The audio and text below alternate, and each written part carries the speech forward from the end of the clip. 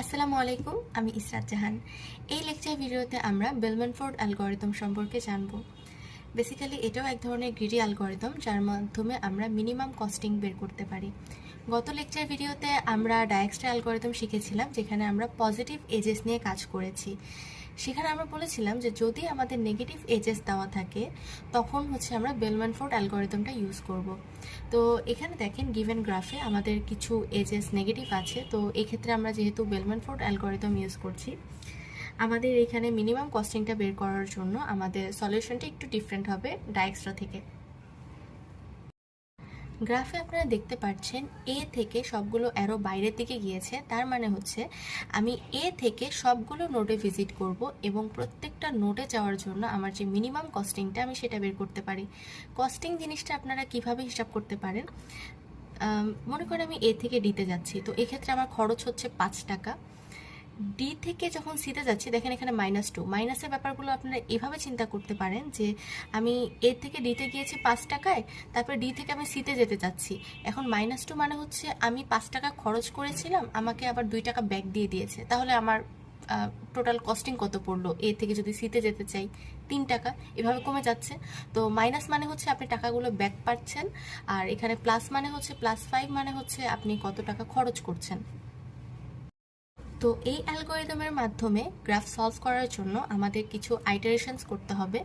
Number of iteration হচ্ছে n-1। এখানে n হচ্ছে নোডের সংখ্যা। যেহেতু আমাদের এই গ্রাফে 6টা নোড আছে, তাই আমরা বলতে পারি নাম্বার অফ আইটারেশন হবে 6 - 1 মানে 5। মানে আমাদের টোটাল 5টা আইটারেশন করতে হবে। তো আইটারেশনগুলো করার জন্য আমি এখানে কয়েকটা বক্স বানিয়ে নিয়েছি। আপনাদের টোটাল 5টা বক্স বানাতে হবে। তো আমাদের যেহেতু 6টা নোট, আমি এখানে এই নোটগুলো এইভাবে লিখেছি, মানে হরিজন্টালি লিখবেন অ্যান্ড ভার্টিক্যালি লিখবেন 6টা নোট। তো এখন আমি ফার্স্ট আইটারেশনটা শুরু করছি। এখন আমি যেহেতু এতে অবস্থান করছি, এ থেকে এর কস্টিংটা আসলে 0, অ্যান্ড আমি যেহেতু অন্য অন্য নোডের কস্টিং এখনও জানি না, সো এগুলো সব আমি ইনফিনিটি লিখব।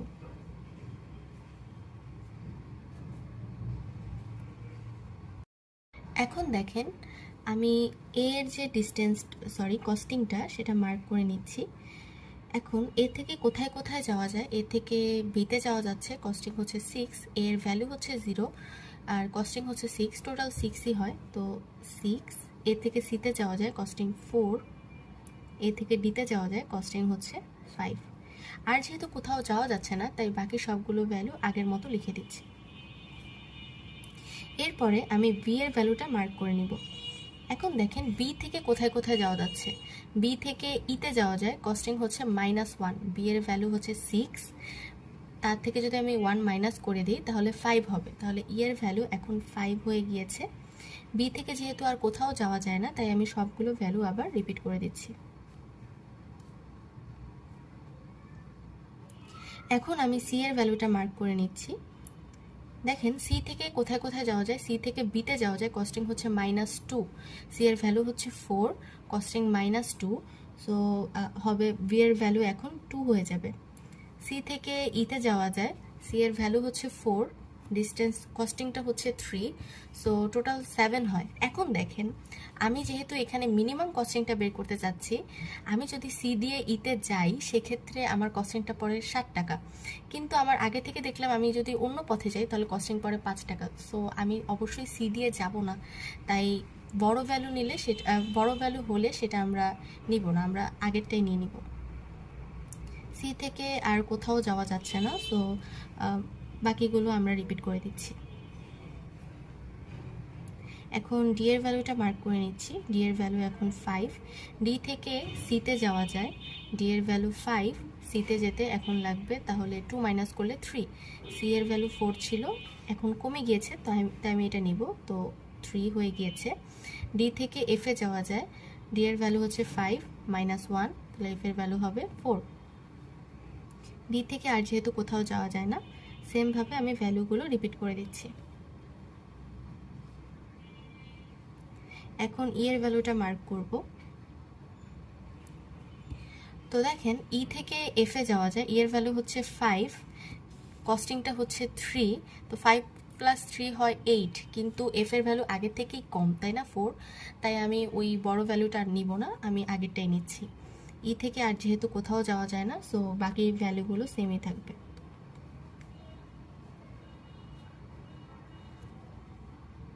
প্রথম আইটারেশনে আমরা শেষের রোতে যে ভ্যালুগুলো পেয়েছি, সেকেন্ড আইটারেশনে সেটা প্রথম রোতে বসিয়ে দেব।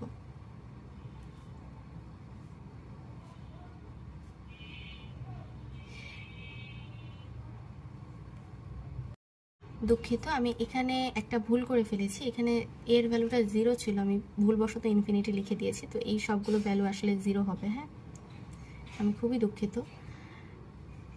এই তো এখন আমরা সেম আগের মতো ভ্যালুগুলো মার্ক করে করে বের করব। তো এর ভ্যালু হচ্ছে 0। এ থেকে কোথায় কোথায় যাওয়া যায়, বিতে যাওয়া যায়, সিতে যাওয়া যায়, ডিতে যাওয়া যায়। যেহেতু ভ্যালু 0, সো আসলে এই ডিস্টেন্সগুলো চেঞ্জ হচ্ছে না, তাই না? তো আগে যা ছিল তাই হবে, কিন্তু আগের যে আইটারেশন সেখানে কিন্তু ভ্যালুগুলো কমে গেছে। যেমন এ থেকে বি এর ডিস্টেন্স কিন্তু 6, কিন্তু আগের আইটারেশন থেকে আমি পেয়েছি 2। তো যেহেতু এটা ছোট, তো আমি এটাই নিয়ে নিব। সি এর ভ্যালু 3, এটাও 4-এর থেকে ছোট, এটাই নিব।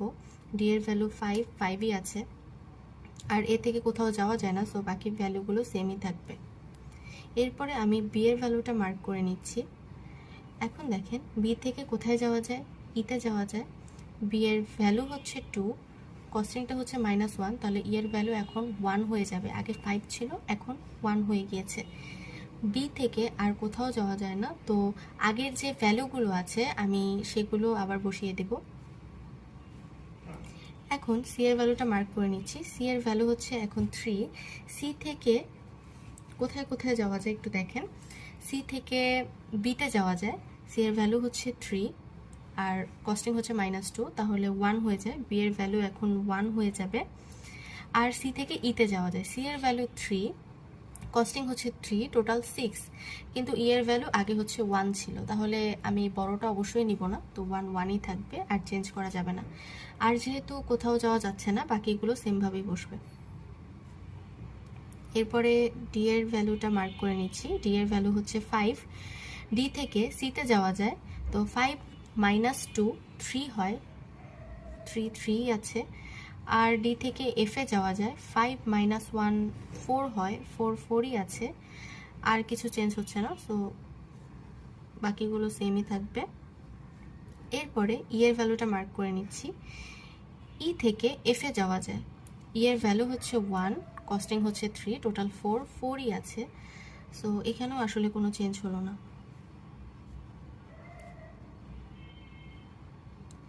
সেকেন্ড আইটারেশনের লাস্ট রোতে আমরা যেই ভ্যালুগুলো পেয়েছি, সেম ভ্যালুগুলো আমরা থার্ড আইটারেশনের প্রথম রোতে বসিয়ে দেব।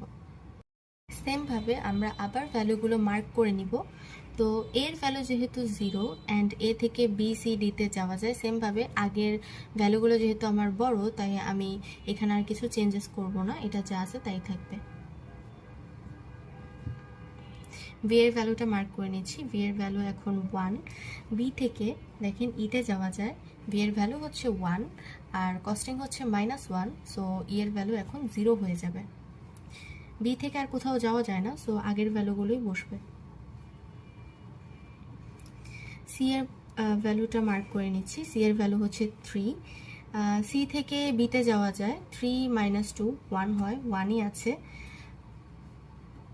সি থেকে ইতে যাওয়া যায়, 3 + 3 6 হয়, বাট ই এর ভ্যালু যেহেতু কম, তো ওইটাই বসবে। আর সি থেকে কোথাও যাওয়া যাচ্ছে না, তো ভ্যালুগুলো সেম থাকবে। এরপরে ডি এর ভ্যালুটা মার্ক করে নিচ্ছি। ডি এর ভ্যালু হচ্ছে 5। ডি থেকে এফে যাওয়া যায়, 5 - 1 4 হয়, এফ এর ভ্যালু 4ই আছে। ডি থেকে সিতে যাওয়া যায়, 5 - 2 3 হয়, সি এর ভ্যালু 3 আছে। আর যেহেতু কোথাও যাওয়া যায় না, সো আমরা আগের ভ্যালুগুলোই বসিয়ে দিচ্ছি। এরপরে আমি ই এর ভ্যালুটা মার্ক করে নিচ্ছি। ই এর কে খেয়াল করলে দেখা যায়, ই থেকে এফে যাওয়া যায়, ই এর কস্টিং হচ্ছে 0, আর এখানের কস্টিং হচ্ছে 3, তো 0,3 হচ্ছে 3, এফ এর ভ্যালু এখন 3 হয়ে যাবে। আর ই থেকে যেহেতু আর কোথাও যাওয়া যাচ্ছে না, তো বাকি ভ্যালুগুলো কিন্তু সেম থাকবে। এখানেও শেষের রোতে আমরা যেই ভ্যালুগুলো পেয়েছি, সেই ভ্যালুগুলো আমরা ফোর্থ আইটারেশনে প্রথমে বসিয়ে দেব। সেমভাবে আমরা ভ্যালুগুলো মার্ক। আনফর্চুনেটলি ফোর্থ আইটারেশনের আগের রেকর্ডটা কেটে গিয়েছে, তো এটা আমি নতুন করে করে দেখাচ্ছি। দেখেন এখানে আমি প্রথম রোতে আগের ভ্যালুগুলোই বসিয়েছি অ্যান্ড আগের মতো করে মার্ক করে নিচ্ছি। তো এর ভ্যালু হচ্ছে 0, এ থেকে বি সি ডিতে যাওয়া যায় অ্যান্ড এই ভ্যালুগুলো যেহেতু আমার আইটারেশন করে পাওয়া ভ্যালুর থেকে বড়, তাই আমি আমার আইটারেশন করে পাওয়া ভ্যালুগুলোই নিব, এখানে আর কোনো চেঞ্জেস হবে না। এরপরে আমি ভি এর ভ্যালুটাকে মার্ক করে নিচ্ছি। ভি এর ভ্যালু হচ্ছে 1, বি থেকে ইতে যাওয়া যায়, 1 - 1 0 হবে, ই এর ভ্যালু 0ই আছে, বি থেকে আর কোথাও যাওয়া যায় না, তো আগের ভ্যালুগুলো আবার রিপিট হয়ে যাবে। সি এর ভ্যালুটা মার্ক করে নিচ্ছি। সি এর ভ্যালু হচ্ছে 3, সি থেকে ইতে যাওয়া যায়, 3 + 3 6 হয়ে যায়, বাট ই এর ভ্যালু যেহেতু ছোট তাই আমি ই এর ভ্যালু আগেরটাই নিব। সি এর ভ্যালু 3, সি থেকে বিতে যাওয়া যায়, 3 - 2 1, বি এর ভ্যালু আগে থেকেই 1 আছে, সো আসলে কিছুই চেঞ্জ হচ্ছে না। এরপরে ডি এর ভ্যালুটা মার্ক করে নিচ্ছি। ডি থেকে এফ এ যাওয়া যায়, ডি এর ভ্যালু হচ্ছে 5, 5 - 1 4, বাট এফ এর ভ্যালু যেহেতু ছোট তাই আমি এফ এর ভ্যালু আগেরটাই নিয়ে নিচ্ছি। ডি থেকে সিতে যাওয়া যায়, 5 - 2 3 হয়, সি এর ভ্যালু 3 আছে, আর যেহেতু ডি থেকে কোথাও যাওয়া যাচ্ছে না তাই আমি আগের ভ্যালুগুলোই রিপিট করে নিচ্ছি। এরপরে সেমভাবে আমি ই এর ভ্যালুটাকে মার্ক করে নিচ্ছি। ই এর ভ্যালু হচ্ছে 0, ই থেকে এফ এ যাওয়া যায়, 0 + 3 হচ্ছে 3, এফ এর ভ্যালু 3 আছে, সো এখানে আর কোনো চেঞ্জেস হলো না। খেয়াল করে দেখেন ফোর্থ আইটারেশনে কিন্তু আমার ভ্যালুগুলো চেঞ্জ হয়নি। তো যেহেতু ফোর্থ আইটারেশনই আমার ভ্যালুগুলো চেঞ্জ হওয়া অফ হয়ে গিয়েছে, তার মানে আমি বলতে পারি যে এরপরে আমি যতগুলোই আইটারেশন করি না কেন সবগুলোতেই কিন্তু আমার ভ্যালু সেমই থাকবে। ফিফথ আইটারেশনে আমার ভ্যালু সেমই থাকবে, তো এই কারণে আমি আর ফিফথ আইটারেশনটা করছি না, আমি এখানে স্টপ করে দিচ্ছি।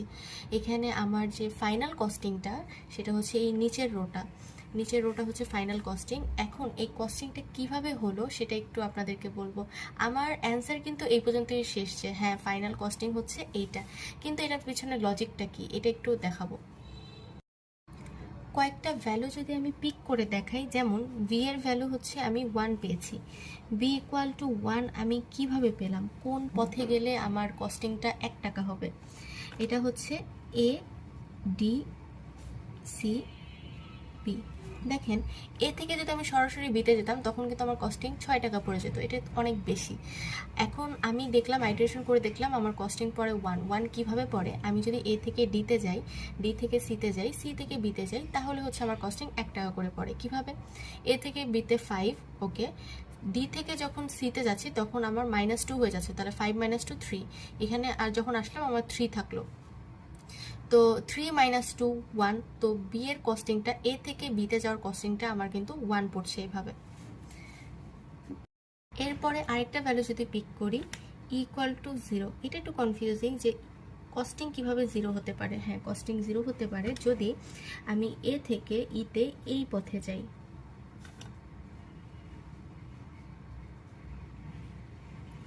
দেখেন এর ভ্যালু হচ্ছে, এ থেকে ডিতে যাওয়ার ভ্যালু হচ্ছে 5, ঠিক আছে, ডি থেকে সিতে গেলাম, এখানে আমার 2 টাকা মাইনাস হয়ে গেল, তো এখানে 3, সি থেকে বিতে গেলাম, এখানে আমার 2 টাকা মাইনাস হয়ে গেল, এখানে হচ্ছে তাহলে 1, বি থেকে ইতে গেলাম, এখানে হচ্ছে আমার 1 টাকা মাইনাস হয়ে গেল, আমার ছিল 1 টাকা মাইনাস হয়ে গেছে, তাহলে ই এর কস্টিং কত পড়লো 0, তার মানে এ থেকে আমার ইতে যেতে আমার কস্টিং কিন্তু পড়েছে 0 টাকা যদি আমি এই পথে যাই।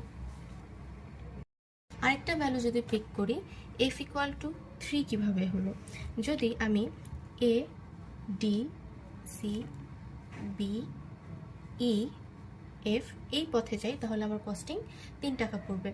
এ থেকে ডিতে যেতে কস্টিং হচ্ছে 5, ডি থেকে সিতে যাব, তো 5 - 2 3 আসবে এখানে, সি থেকে বিতে যাব, 3 - 2 1 আসবে এখানে, বি থেকে ইতে যাব, 1 - 1 0 আসবে এখানে, ই থেকে এফ এ যাব, 0 + 3 3 আসবে, তাহলে এ থেকে আমি যদি এই পথ ঘুরে এফ এ যাই তাহলে আমার কস্টিংটা পড়ে 3। তো এভাবেই আমার ফাইনাল কস্টিংটা পেয়ে গিয়েছি। আশা করি আপনারা আজকের ভিডিওটা বুঝতে পেরেছেন। ধন্যবাদ সবাইকে।